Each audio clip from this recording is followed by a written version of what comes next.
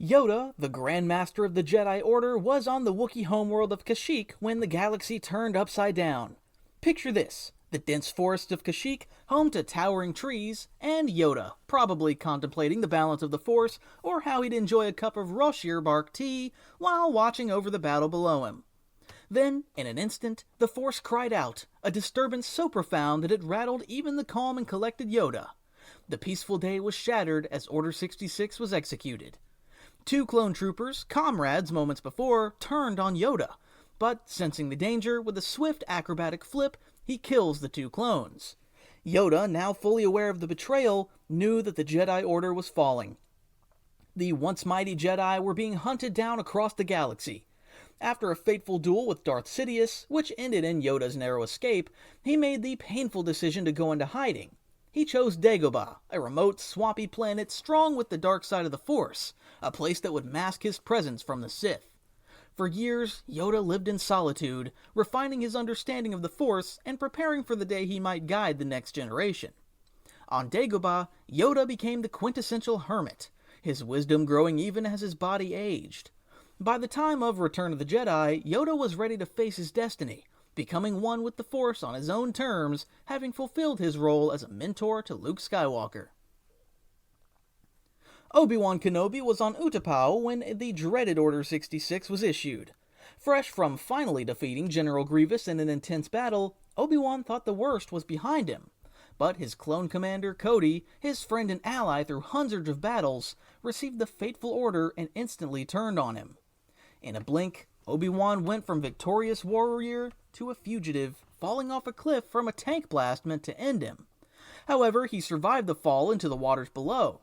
In his search for answers, he eventually encountered Yoda and engaged in a fateful duel with his fallen apprentice, Anakin Skywalker, ultimately defeating him. Obi-Wan knew he had to go into hiding not just for his own safety, but to protect the future of the Jedi. He traveled to Tatooine, a harsh desert planet where he could keep a watchful eye on Luke Skywalker, the son of his fallen apprentice.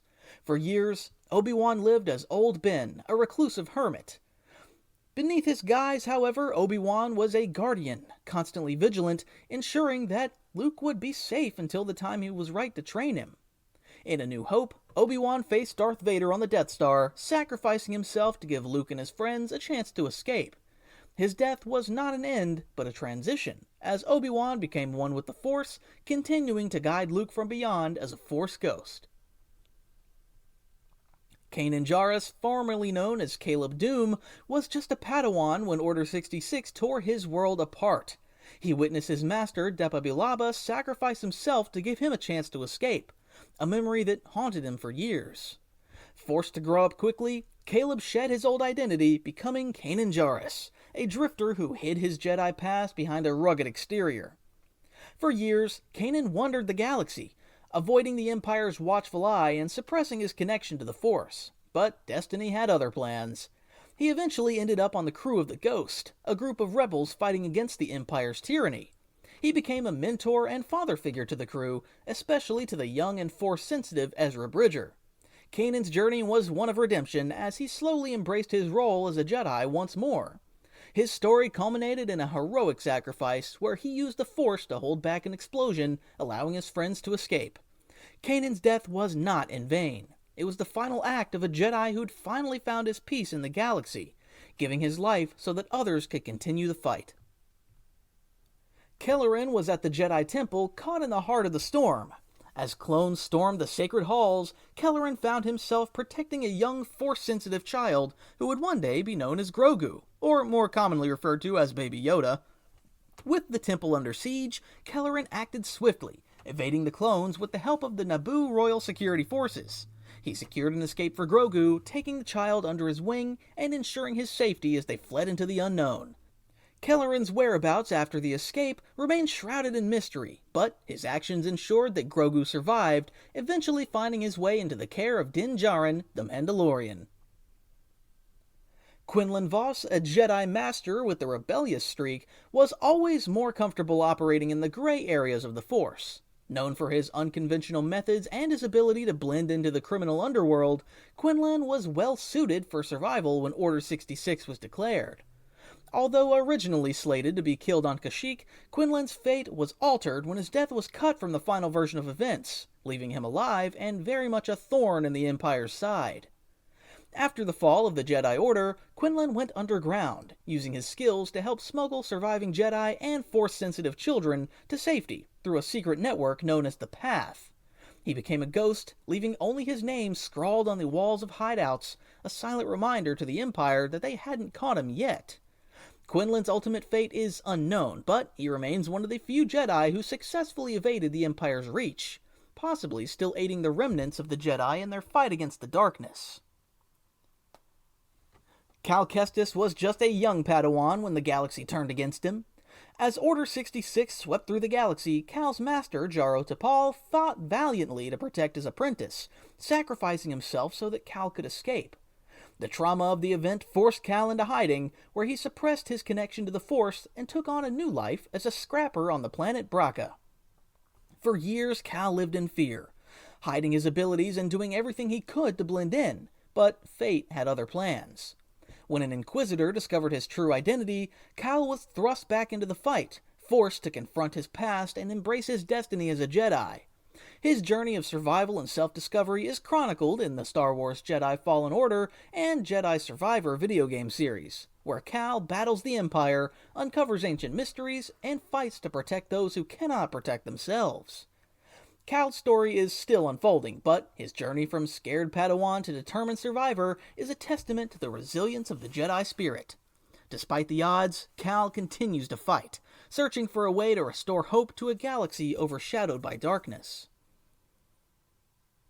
After surviving Order 66, Sarah Junda managed to escape with several Jedi younglings, but her ordeal was far from over. While on the run, she was captured by the Empire and subjected to brutal torture at the Fortress Inquisitorius, where she eventually broke and revealed the location of her Padawan, Trilla Siduri. This betrayal led Siduri to fall to the dark side and become the second sister, a fact that haunted Junda deeply. Overcome with guilt, Junda severed her connection to the Force and went into hiding. Years later, she emerged from seclusion to help rebuild the Jedi Order, forming a bond with the crew of the Stinger Mantis and aiding Cal Kestis, a young Jedi survivor. Despite her efforts to resist the pull of the dark side, Junda's journey was marked by tragedy. In a final confrontation with Darth Vader at the Jedi Archives, she fought valiantly but was ultimately mortally wounded by the Sith Lord. Her sacrifice left a lasting impact on those she mentored, especially Kestis, who mourned her loss as he continued the fight against the Empire. Ahsoka Tano, once the bright and eager Padawan of Anakin Skywalker, had already distanced herself from the Jedi Order by the time Order 66 was enacted. Disillusioned by the politics and failures of the Jedi, Ahsoka had walked away, seeking her own path. But she couldn't escape the war. When the clones turned against the Jedi, Ahsoka was aboard the ship with her former comrade, Captain Rex, and the captive Sith Lord, Darth Maul. The betrayal came swiftly, while Rex struggling against his inhibitor chip to resist the Order. Ahsoka, sensing the shift, moved quickly, using all her skills to avoid the deadly fire from the very soldiers she once led. In a desperate bid to save Rex, she removed the control chip from his brain, bringing him back from the brink. Together, they staged an elaborate escape, faking their deaths and disappearing into the vast galaxy. Ahsoka went into deep hiding, knowing that her survival was crucial, but also understanding that her time as a Jedi was over. She took on the codename Fulcrum and worked behind the scenes, feeding intelligence to the burgeoning rebellion. Ahsoka's journey took her to many corners of the galaxy, but her story was far from over. Trapped in another galaxy with Sabine and Ezra, she continues her fight, searching for a way back and a means to challenge the Empire. Balin Skull, a Jedi Knight with a pragmatic streak, saw the writing on the wall long before Order 66 was issued. He had always questioned the strict codes of the Jedi, feeling that their rigidity was a weakness. When the clones turned on the Jedi, Balin saw an opportunity rather than a death sentence. He left the Jedi path, slipping into the shadows and becoming a mercenary, a path where his skills could be used without the moral constraints of the Jedi Code. Balin took on a new role, training his own apprentice, Shin Hati, in the ways of the Force, but with a twist. His teachings walked the line between light and dark, emphasizing survival and adaptability over dogma. As the galaxy descended into chaos under Imperial rule, Balin thrived, living in the margins and avoiding the fate that befell so many of his former comrades. His ultimate fate currently is unknown, being last seen on Peridia in the unknown regions, going after a higher power that he hears calling to him. Jocasta Nu, the Jedi librarian, was more than just a keeper of books. She was a custodian of the Jedi's most valuable resource, knowledge. When Order 66 was unleashed, Jocasta didn't just flee, she took with her a list of all Force-sensitive children in the galaxy, a potential roadmap for rebuilding the Jedi Order. Determined to safeguard this knowledge, she went into hiding but continued her work in secret, hoping to one day start a new generation of Jedi. Unfortunately, her efforts attracted the attention of Darth Vader, who saw the potential threat she posed. In a deadly game of cat and mouse, Jocasta fought valiantly to protect the future of the Jedi, but ultimately she was killed by Vader with little resistance, accepting her fate. Though Jocasta Nu perished, her secret vault of Jedi knowledge was later uncovered by Luke Skywalker, aiding in the rebuilding of the Jedi Order. Etho was a respected member of the Jedi Council during the Clone Wars, known for his exceptional combat skills and deep connection to the Force. However, the pressures of the war and the rigid demands of the Jedi Order led Koth to step away from his duties, choosing to leave the Order entirely. Seeking a life of peace, he settled down and started a family, hoping to escape the violence that had defined his years as a Jedi. For a time, it seemed he had succeeded, living quietly and avoiding the dark shadow of the Empire. However, the birth of his daughter attracted unwanted attention. Koth's quiet life was shattered when Darth Vader himself tracked him down shortly after his daughter was born. Despite having left the Order, Koth remained a Jedi at heart and did not go down without a fight. In a final, desperate battle, Koth confronted Vader, knowing that his chances of survival were slim. He fought valiantly, but in the end, the Dark Lord of the Sith proved too powerful. Koth was killed, his last thoughts likely with his newborn daughter. Adding to the tragedy, Vader took Koth's infant daughter, leaving behind a legacy of sorrow and unresolved grief.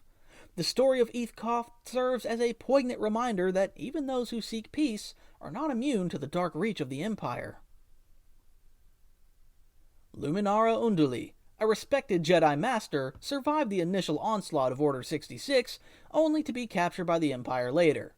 Rather than executing her outright, the Empire chose to use her as bait, a cruel trap designed to lure other Jedi into the open. They kept Luminara's remains in stasis, projecting a hologram that made it appear as though she was alive. The galaxy is vast, and not all Jedi followed the same path. Here are some survivors whose stories won't be detailed out in this video. Eno Cordova hid in ancient temples, focusing on preserving Jedi knowledge before being betrayed and killed by Boda Kuna, who survived by becoming an Imperial agent for his daughter's safety, only to meet his end after betraying Cal Kestis. Taron Malicos found refuge on Dathomir, where dark power corrupted him until Cal Kestis defeated him. Gungi, a young Wookiee Jedi who appeared in the Clone Wars TV series as a youngling, survived by returning to Kashyyyk, his fate uncertain amidst the Empire's oppression. Nari tried to fight back against the Empire but was killed after being discovered on Tatooine. Farron Barr led a short-lived rebellion after discovering Darth Vader's identity, only to be cut down by Vader. Kirak Infila took a sabbatical from the Jedi Order but was eventually hunted down by Vader. Nakmed left the Order to start a family but disappeared to protect them from the Empire. Zubane and Kenori found temporary refuge with other Jedi but was eventually hunted by Inquisitors. Oppo Rancisis and Coleman Kaj are among the mysterious survivors from the Jedi Council, their fates still unknown. Selrak Elois's name is carved into the walls of Kenobi's hideout, indicating his survival. Mil Alf and Vives Teague became bounty hunters after leaving the Order, their current fates a mystery. Finally, Dine Elberger, or Dean Gara, survived in stasis since the High Republic, awakening in a galaxy much changed, with his future uncertain.